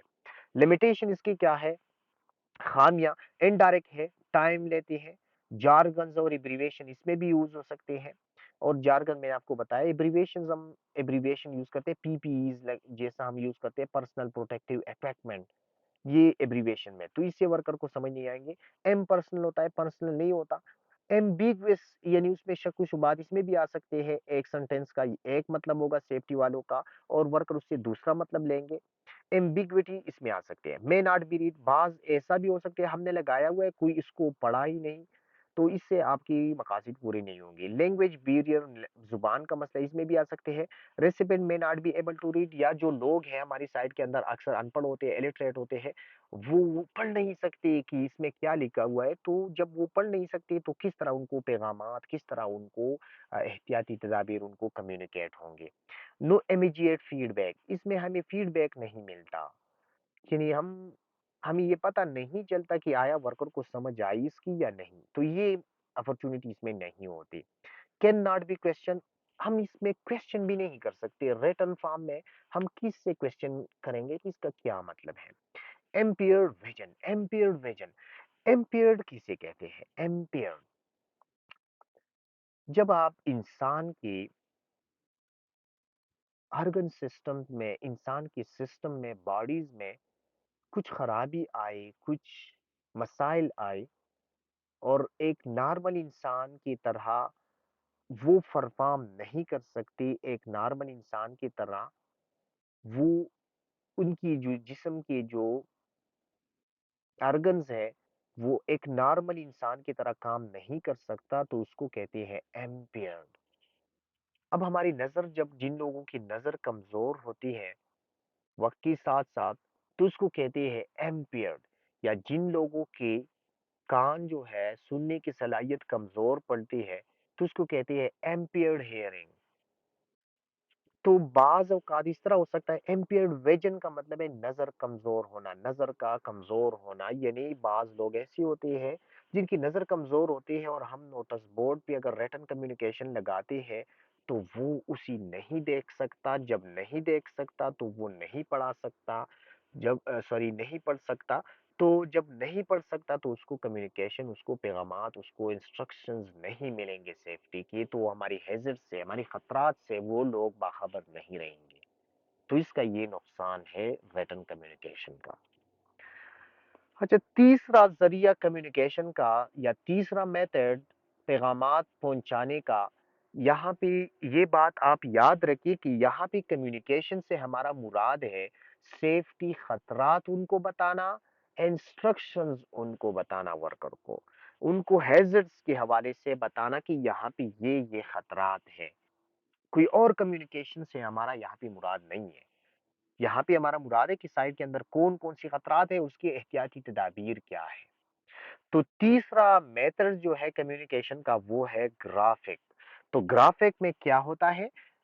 अच्छा जी, इससे पहले ये मैं भूल गया कि रिटन कम्युनिकेशन की एग्जाम्पल क्या है। जिस तरह मैंने आपको वर्बल का एग्जाम्पल बताया, इसी तरह रिटन की एग्जाम्पल क्या है। तो रिटन कम्युनिकेशन का एग्जाम्पल, सेफ्टी जो पॉलिसी हम बनाते हैं, it is an example of written communication. Policy एक written communication. Safe system of work जो बनाते हैं, हर काम के लिए जो महफूज तरीका हम बताते हैं डॉक्यूमेंट फॉर्म में, वो रिटन कम्युनिकेशन है।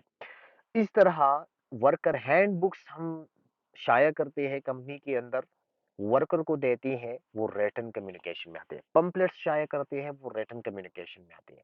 कंपनी की वेबसाइट पे लगाते हैं, वो नेट रिटन कम्युनिकेशन में आते हैं। मुख्तलिफ एहतियाती तदाबीर हम नोटिस बोर्ड्स पे लगाते हैं कंपनी के अंदर, वो रिटन में आते हैं। तीसरा मेथड कम्युनिकेशन का है वो ग्राफिक है। तो ग्राफिक में हम वीडियोस इस्तेमाल करते हैं, पिक्चर्स इस्तेमाल करते हैं, पोस्टर्स इस्तेमाल करते हैं। अच्छा, इसका फायदा क्या है, लिमिटेशन और इसकी बेनिफिट्स और लिमिटेशंस हम डिस्कस करते हैं। इसका बेनिफिट्स क्या है ग्राफिक का जी? आई कैचिंग होता है। आई कैचिंग का मतलब है लोगों की नजर अपनी तरफ खींचते हैं। आप, मैं श्योर हूं कि जिस तरह, जैसा ही मैंने ये स्लाइड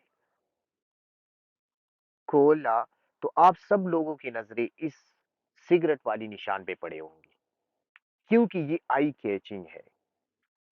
तो ये कम्युनिकेशंस जो होती है, ग्राफिक्स वगैरह, पोस्टर्स वगैरह, ये आई कैचिंग होती है। तो लोगों की इंटरेस्ट उसमें होती है कि ये क्या लगा हुआ है, तस्वीर में क्या है, मैं इसका इसका क्या मतलब है, मैं इसे देख सकूं। तो इसका ये फायदा हुआ। दूसरी बात, विजुअलाइज हम कर सकते हैं, यानी देख सकते हैं। अगर इस रिटन की बरक्स हम रिटन पढ़ेंगे, फिर उसको समझेंगे, इस पे सोचेंगे, तो ये चीज हम आंखों से देखकर हम इससे अंदाजा लगा सकते हैं इसका मतलब क्या है।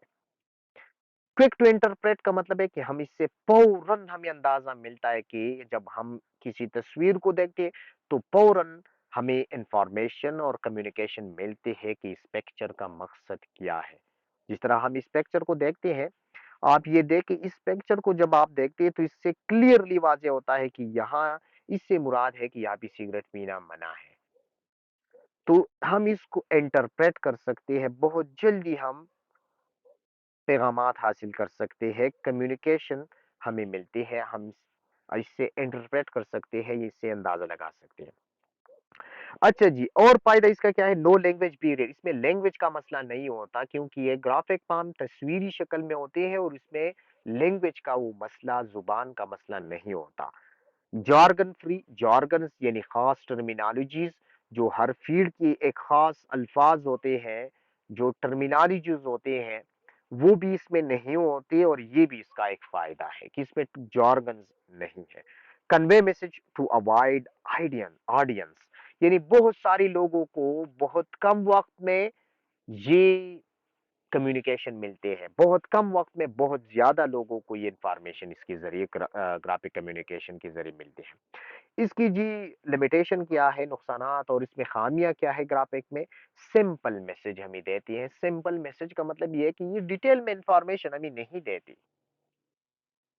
अब यहाँ पे देखिए ये पिक्चर जो आपको नजर आ रहा है सिगरेट वाली, तो ये इससे हमें तो जाहिर है कि साइड के अंदर सिगरेट पीना मना है, यहाँ पे सिगरेट पीना मना है। लेकिन ये हमें डिटेल नहीं दे रहा कि आया साइड के अंदर बिल्कुल सिगरेट पीना मना है या साइड के अंदर कुछ मखसूस जगह है जिसको हम स्मोकिंग पॉइंट्स कहते हैं।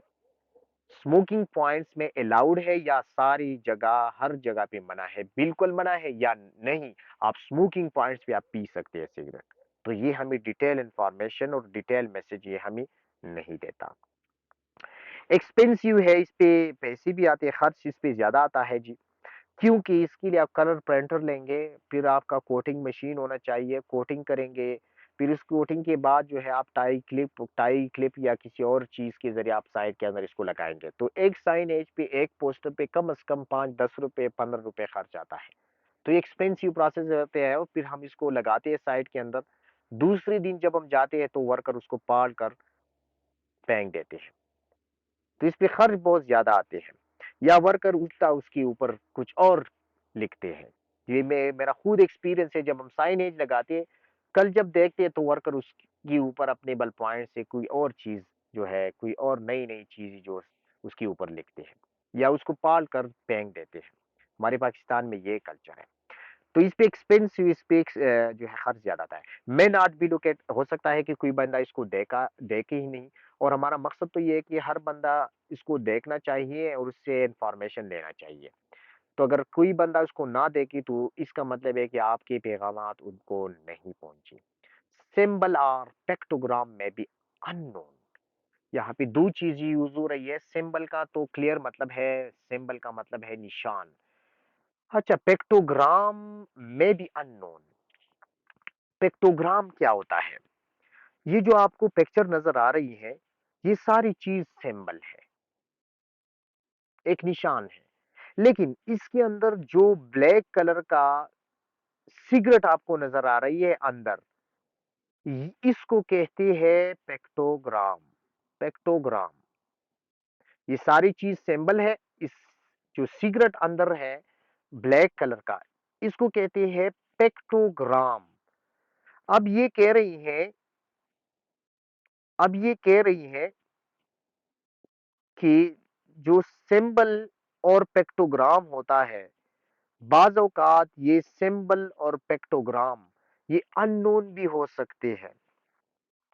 यानी यहाँ पे तो क्लियर है, एक सिगरेट का निशान है और हम सबको समझ में आई कि ये सिगरेट का निशान है।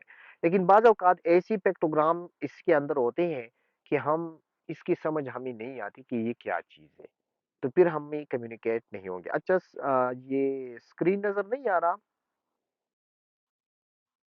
अच्छा जी, तो सिंबल और पेक्टोग्राम में भी अननोन बाज़ औक़ात इस तरह हो सकते हैं, जो सिंबल्स होते हैं, निशानात होते हैं या पेक्टोग्राम होते हैं। पेक्टोग्राम मैंने आपको बताया कि अंदर जो सिगरेट नज़र आ रहा है आपको, ये पेक्टोग्राम है। ये सारी चीज़ सिंबल है। बाज़ औक़ात ये अननोन हो सकती है, यानी वो चीज़ हमें समझ नहीं आता कि ये किस चीज़ की तस्वीर है।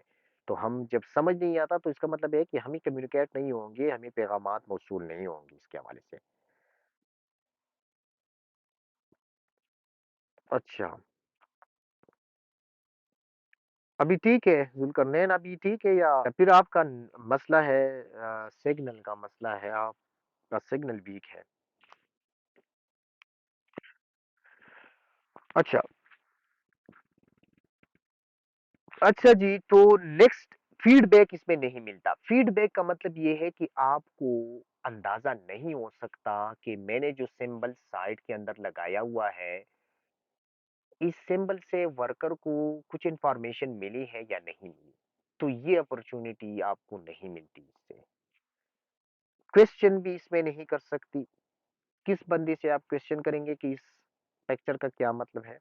और एम्पियर इसमें हो सकता है, विजन इसमें भी हो सकता है कि बाज़ वर्कर की नज़र ख़राब हो, कमज़ोर हो, तो वो नहीं देख सकता, और जब नहीं देख सकता इसका मतलब है कि आपका कम्युनिकेशन सिस्टम कंप्लीट नहीं हुआ। तो ये इसकी नुकसानात है।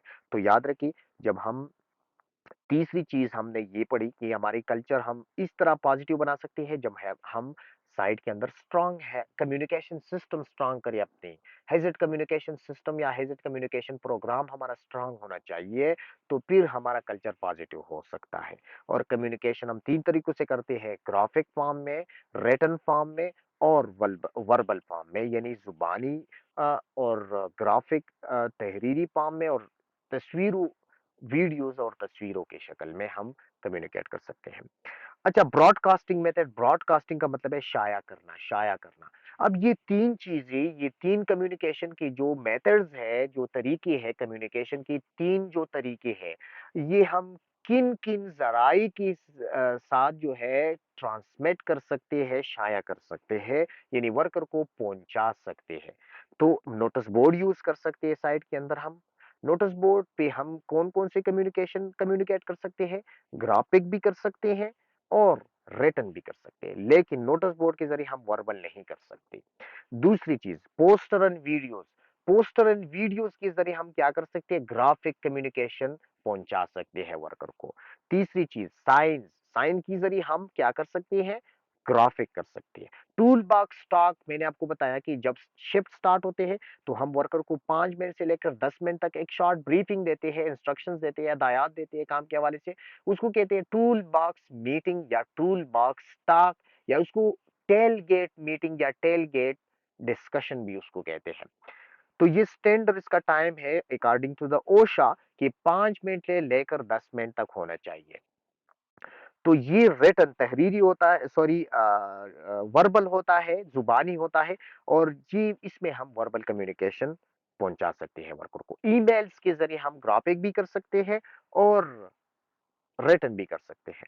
वर्कर हैंडबुक, हम छोटे छोटे बुकलेट्स किताबचे शायर करते हैं और वर्कर को देते हैं इंडक्शन के दौरान, स्टार्ट के दौरान, जब हम वर्कर नई नई आते हैं तो हम उसको देते हैं साइट के हवाले से, कंपनी की पॉलिसी क्या है, हेल्थ एंड सेफ्टी प्रोग्राम क्या है हमारा, और हमारा मकासद क्या है हेल्थ एंड सेफ्टी के हवाले से, तो वो भी रिटन फॉर्म में आते हैं, वो भी एक काइंड ऑफ रिटन इंफॉर्मेशन। तो इसके जरिए हम ब्रॉडकास्ट कर सकते हैं। तो कल्चर हम, बार बार मैं कह रहा हूं कि कल्चर हम कंपिटेंट वर्कर के, सॉरी, टॉप मैनेजमेंट की कमिटमेंट से हम पॉजिटिव बना सकते हैं, वर्कर की कंपिटेंसी हम बढ़ाएं। तीसरी चीज, कम्युनिकेशन सिस्टम स्ट्रांग होना चाहिए। अब ये इस चैप्टर के अंदर जो भी हम टॉपिक पढ़ रही है, हर टॉपिक, हर चीज अगर हम साइट के अंदर इंप्लीमेंट करेंगे तो इससे हमारी हादिसात कम होंगे, रिस्क कम होगा। रिस्क का मतलब है, मैंने बहुत आपको बताया, the chances of the accident कम होंगे। जब चांसेस ऑफ द एक्सीडेंट कम होंगे तो क्या होगा, वर्कर महफूज होंगे, और जब वर्कर महफूज होंगे, हादिसात कम होंगे, तो आपकी policy, health and safety policy में जो मकासद आपने सेट की हुई है to provide safe workplace, वो हासिल होंगे। तीसरी चीज, नेक्स्ट जो है, हम क्या करेंगे सेफ्टी में, क्या प्रोग्राम्स, क्या प्लानिंग्स करेंगे, कोऑपरेशन इन कंसल्टेशन करेंगे। अब इस दोनों टर्म्स में क्या फर्क है, कोऑपरेशन क्या है और कंसल्टेशन क्या है। अच्छा जी, कोऑपरेशन इन कंसल्टेशन, कंसल्ट का मतलब है two way exchange of information and opinions between the employer and employee. Two way information, two of system, two way system होता है। यानी कंसल्टेशन का मतलब है वर्कर से राय लेना, उनकी राय का एहतराम करना, उनसे मशवरा लेना, काम के हवाले से, हैजर्ड्स के हवाले से, सेफ्टी के हवाले से उनसे राय लेना, इसको कहते हैं कंसल्टेशन। अब ये टू वे प्रोसेस है, यानी आप उनको भी बताएंगे अब, लेकिन उनकी वापस उनकी भी कुछ बातें सुननी होगी, तो इसको कहते हैं कंसल्टेशन प्रोसेस। जबकि इंफॉर्मेशन क्या होता है, one way flow of information to the employee. One way information होता है, वन वे का मतलब है कि सिर्फ एम्प्लॉयर की तरफ से, टॉप मैनेजमेंट की तरफ से या सेफ्टी वालों की तरफ से होती है, एक डायरेक्शन में वर्कर की जानिब, लेकिन वर्कर की तरफ से कुछ नहीं मिलती, उनकी कुछ नहीं सुनी जाती। तो इसको कहते हैं इन्फॉर्मेशन या कम्युनिकेशन। अब कंसल्टेशन जो है वो टू वे, यानी आप उनको खुद भी बताते हैं और लेकिन उनकी भी सुनते हैं। तो कंसल्टेशन करना चाहिए, साइट के अंदर कंसल्टेशन प्रोसेस होने चाहिए। जिस कंपनी के अंदर कंसल्टेशन प्रोसेस होता है, वर्कर से राय लेती है, उनकी राय की एहतराम करते हैं, उनकी शिकायत सुनते हैं, उनकी मसाइल सुनते हैं, उनकी हल करते हैं मसाइल, तो क्या होगा, उसी ऑर्गेनाइजेशन में कल्चर पॉजिटिव होता है। दूसरी बात, consultation is the legal requirement, कानूनी रिक्वायरमेंट है। कानून हमें बताते हैं कि वर्कर के साथ आपने कंसल्ट करना है। और कानून कहा, कौन सी कानून, अगर आपसे किसने पूछा या पेपर में आया तो कौन सा कानून, according to the article 12 and according to the article 20 of the ILO convention C 155 1981। ILO की कन्वेंशन की आर्टिकल 12 और आर्टिकल 20 कह रही है कि आपने वर्कर की राय लेनी है। अच्छा जी, अब कंसल्टेशन, इस पे मैंने चैप्टर नंबर फर्स्ट में कुछ डिस्कशन की थी, मैं मजीद कुछ इसकी डिस्कस कर रहा हूँ कि कंसल्टेशन क्यों जरूरी है। पहली बात तो ये है, पेपर में ये भी आ सकता है, आप तो याद रखिए इस पॉइंट को। पहली बात तो ये है कि कंसल्टेशन कानूनी रिक्वायरमेंट्स है, कानून हमें बताते हैं और बाउंड है, हम कानून की बाउंड है। और वो कानून भी मैंने आपको बताया कि आर्टिकल 12 और आर्टिकल 20 कह रही है। दूसरी बात, जब हम वर्कर से कंसल्टेशन लेते हैं और उनसे राय लेते हैं, उनसे मशवरा लेते हैं, उसके बाद कुछ चीज इंप्लीमेंट करती है, तो उसका फायदा होता है और वो फ्रूटफुल होता है, उसका जो मकासद होते हैं उस काम करने का वो हासिल होते हैं। फिर इस तरह अगर वर्कर से आप राय लेंगे कि साइट के अंदर सेफ्टी का ये इश्यू है, इसके लिए क्या करना चाहिए,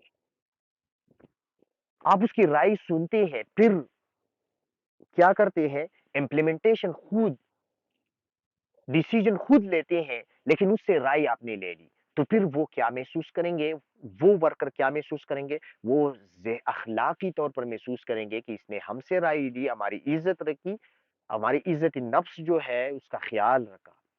लिहाजा वर्कर अखलाकी तौर पर मजबूर होंगे। जब आप अपनी बात उनसे मनवाएंगे, अपनी बात उनको बताएंगे, तो वो आपकी बात मानेंगे, फिर अखलाकी तौर पर मजबूर होकर वो आपकी बात। तो जब आप वर्कर से राय लेते हैं, उनकी राय का एहतराम करते हैं, उनकी शिकायत सुनते हैं, उनकी मसाइल सुनते हैं, उनको हल करने की कोशिश करते हैं, तो फिर कल क्या होगा, जब आप उनको अपनी बात बताएंगे, हेल्थ एंड सेफ्टी के हवाले से उनको हदायत देंगे, तो आपकी बात अखलाकी तौर पर वो मानेंगे, क्योंकि उनके जहन में ये बात होगा कि हमारी ख्याल रखते हैं, हमारी बात सुनते हैं, हमारी इज्जत रखते हैं, हमारी इज्जत नफ्स रखते हैं और हमारी राय भी लेते हैं, तो अखलाकी तौर पर वो आपकी बात भी मानेंगे। तो उसमें क्या होगा, एक पॉजिटिव कल्चर डेवलप होगा। दूसरी बात ये कि हेल्थ एंड सेफ्टी इम्प्लीमेंटेशन में आसानी होगी, यानी जो कंट्रोल मेजर्स है, जो एहतियाती तदाबीर है, उसकी इम्प्लीमेंटेशन में फिर आसानी होंगी और उस ऑर्गेनाइजेशन के अंदर हेल्थ एंड सेफ्टी के जो प्रोग्राम्स है, जो प्लानिंग्स है, जो अरेंजमेंट्स है, वो अच्छी तरह इम्प्लीमेंट हो सकते हैं। फिर typical issue to consult and, अब वर्कर के साथ कौन कौन सी इश्यूज पे आपने कंसल्ट करना है, उनसे राय लेना है। एक बात आप, एक और बात भी आप जहन में याद रखिए, शायद आपकी जहन में ये बात भी आए कि बाज कंपनी ऐसी होती है कि उस कंपनी के अंदर 500 1000 वर्कर काम करते हैं, तो 1000 वर्कर से हम किस तरह राय लेंगे, ये एक नामुमकिन चीज है, नामुमकिन बात है। तो फिर हम क्या करते हैं, इस सिचुएशन में हम क्या करेंगे। अच्छा, कंसल्टेशन दो किस्म के होते हैं, याद रखिए कंसल्टेशन हमेशा दो किस्म के होते हैं।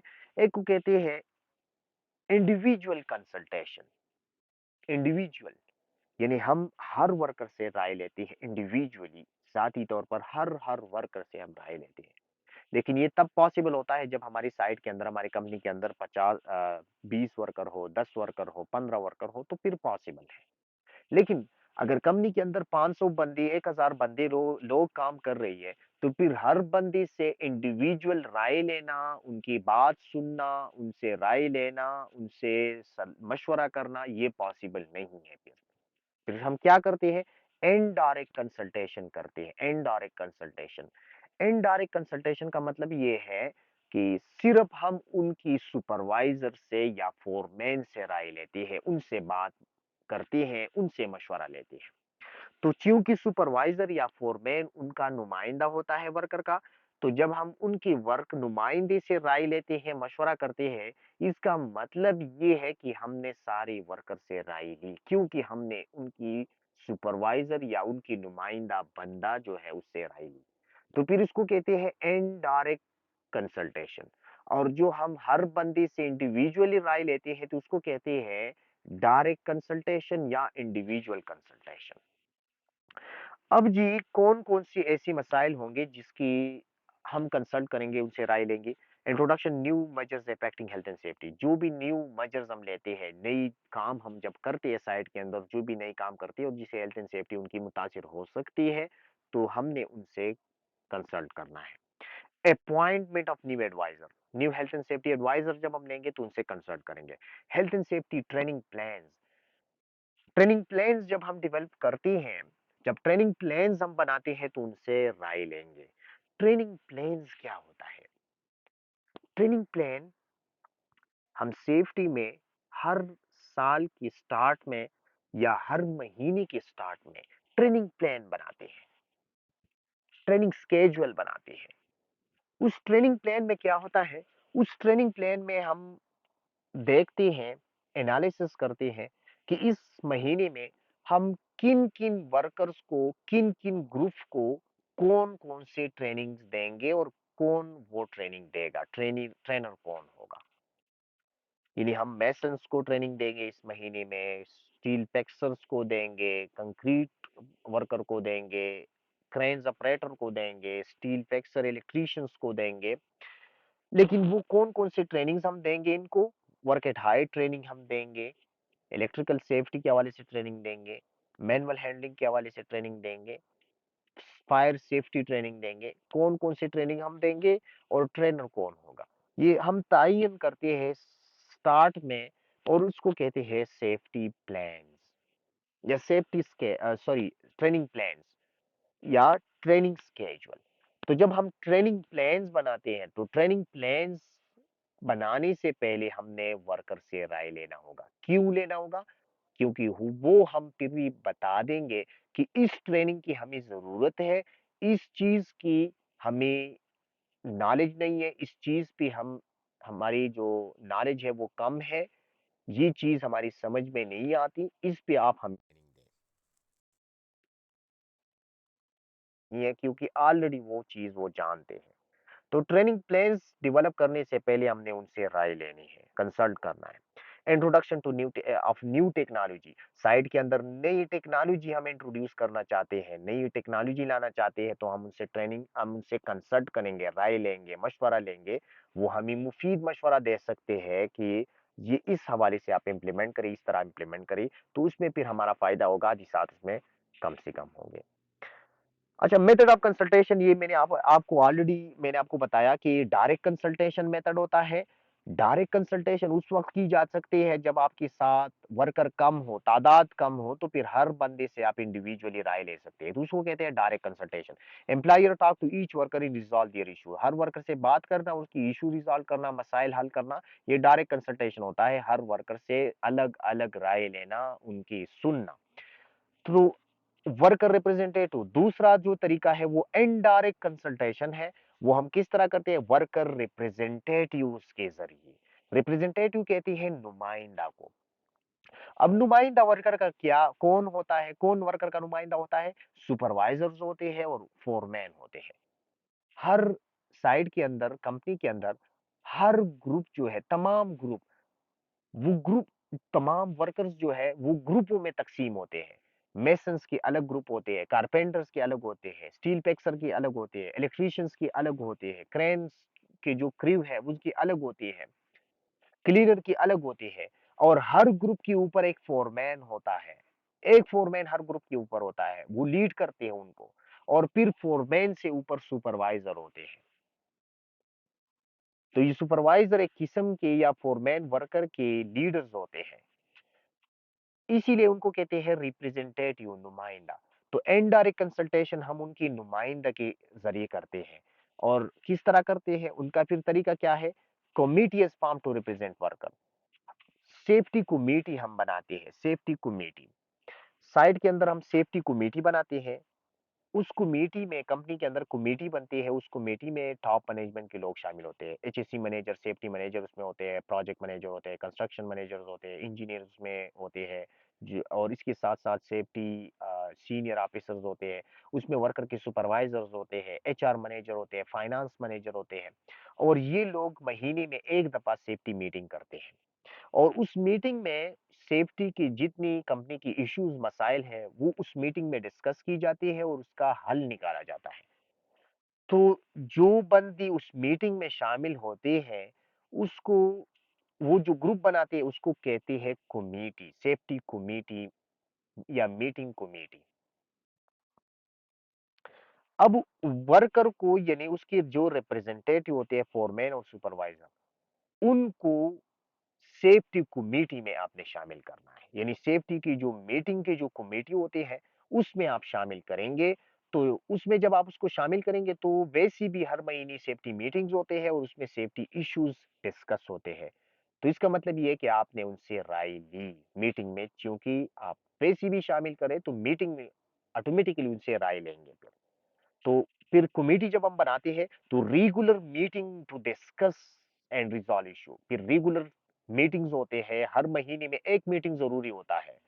उस मीटिंग में सेफ्टी की मसाइल जो है वो डिस्कस होते हैं। Members have right in law. Members have right in law का मतलब ये है कि आपने इस कमेटी में वर्कर की नुमाइंदा को शामिल करना होगा, ये कानूनी उनका हक है, लॉ भी कह रही है कि आपने उनको शामिल करना है। अच्छा, health and safety committee forum.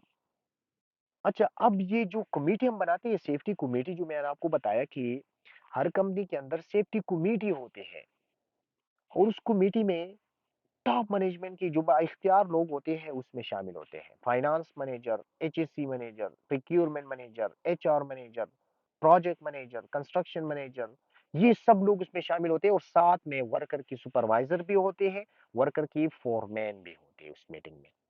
अब यहाँ पे कह रही है कि आप ये जो कमेटी बनाते हैं, ये कमेटी इफेक्टिव कब होगा, यानी इसका ज्यादा से ज्यादा फायदा कब होगा इस मीटिंग का। और इस मीटिंग में सेफ्टी की जो मसाइल है कंपनी की वो डिस्कस की जाती है, पॉलिसी किस तरह हम बनाएंगे, सेफ्टी साइट के अंदर हादिसात इतनी ज्यादा क्यों है, इसको किस तरह कम कर सकते हैं, साइट के अंदर सेफ्टी के हवाले से दूसरी मसाइल क्या है, इसको किस तरह हल कर सकते हैं, ये इस चीज में, इस मीटिंग में डिस्कस की जाती है, और ये महीने में एक बार होता है।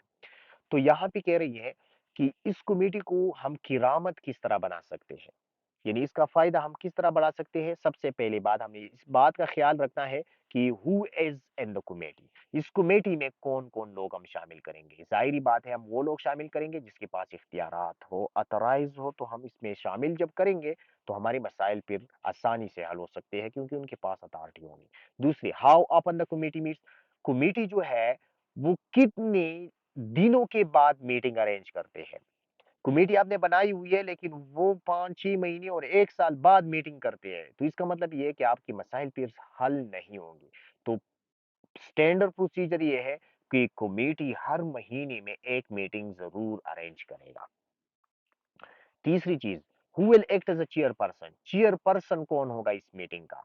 चेयरपर्सन वो लोग बंदा होता है जो मीटिंग की तमाम शुरका से राय लेते हैं और फिर डिसीजन लेते हैं।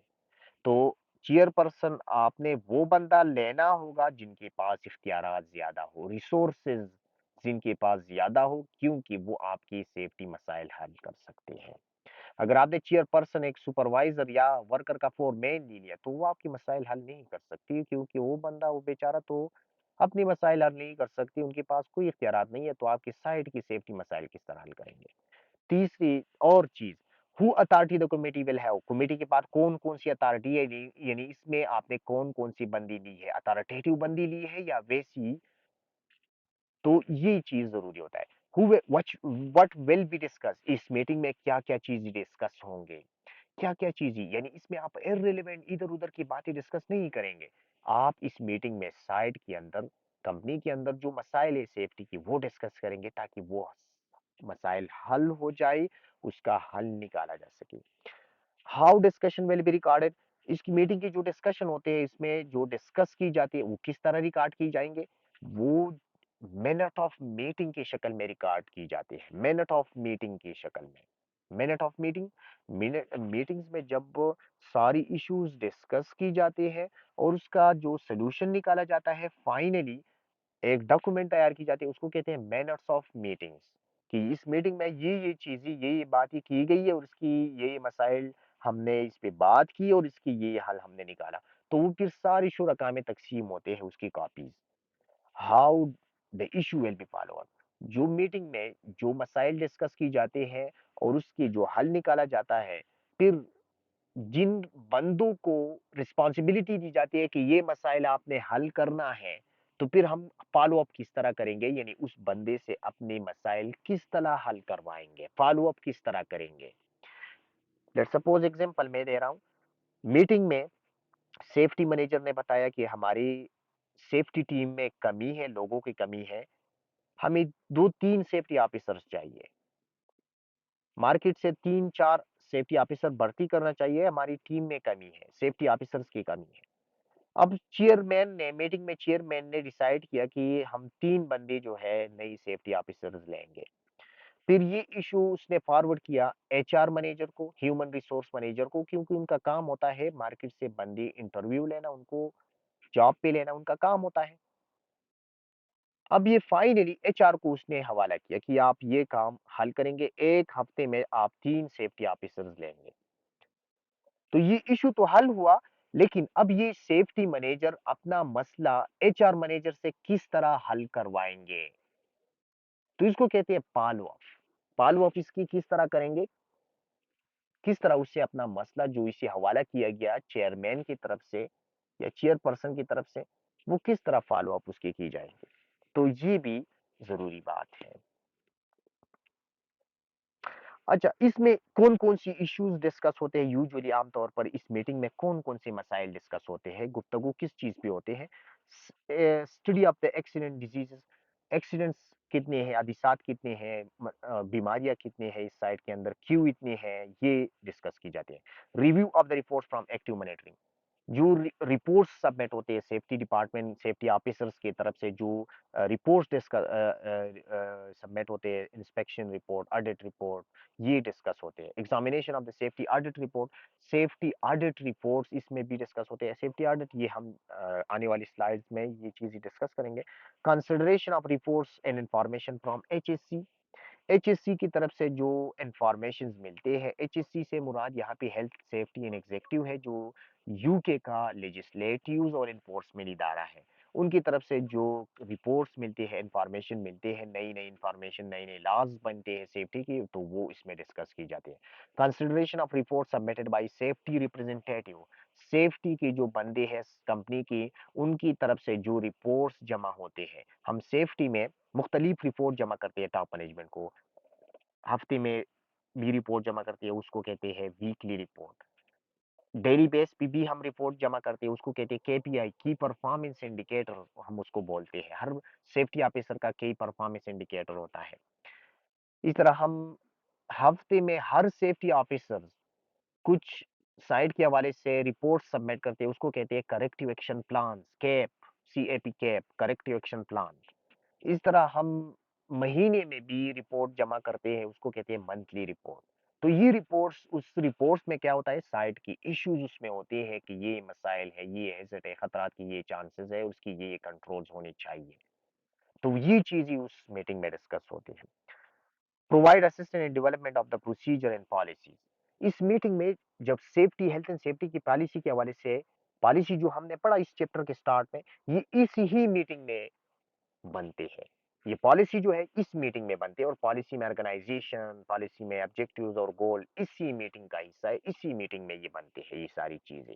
और प्रोसीजर्स बनते हैं, काम करने के तरीके, एसओपीज बनते हैं, safes operating procedure, safe system of work, method statement, ये सारी इस मीटिंग में बनती हैं। Monitor the effectiveness of the training. इस मीटिंग में ट्रेनिंग का फायदा भी मॉनिटर की जाती है कि हम ट्रेनिंग सेफ्टी वाली देती है, लेकिन इस ट्रेनिंग का कोई फायदा है या नहीं है। इस ट्रेनिंग से वर्कर की बिहेवियर, काम करने की अंदाज जो है वो चेंज हुई है या नहीं हुई। इस ट्रेनिंग की वजह से हमारी साइट की सेफ्टी परफॉर्मेंस इंप्रूव हुई है या नहीं हुई है, तो ये भी डिस्कस होते हैं। Monitor improve safety communication. Safety communication हम किस तरह बेहतर बनाएंगे। तीन कम्युनिकेशन हमने पढ़ी, वर्बल, ग्राफिक एंड रिटन। ये कम्युनिकेशन हम किस तरह बेहतर बना सकते हैं, क्या क्या स्ट्रेटेजीज, क्या क्या प्लानिंग्स हम बना सकते हैं कि ये कम्युनिकेशन सिस्टम हमारी मजबूत हो। तो ये भी इस मीटिंग का हिस्सा है और इस मीटिंग में डिस्कस होते हैं। अच्छा जी, ट्रेनिंग